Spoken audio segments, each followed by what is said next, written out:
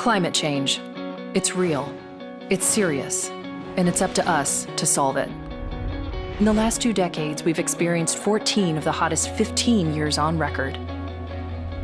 By 2050, drought and chronic water shortages could impact 1 billion people, while millions more will be at risk from coastal flooding.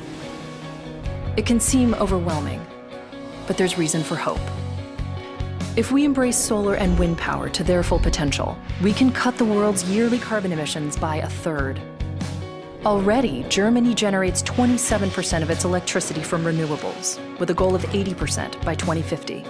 Denmark has shown it can produce more wind energy than it can use, and England is building the world's biggest offshore wind farm. Communities large and small are taking steps.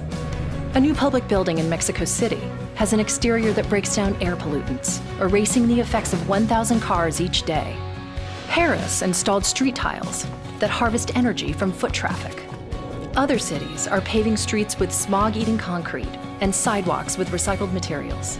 Individuals can make a difference too, through the choices we make every day. If every American driver drove 10 miles less each week, it could eliminate more than 100 billion pounds of carbon from the air each year. New innovations are making important strides possible, and more are on the way, but we can't wait.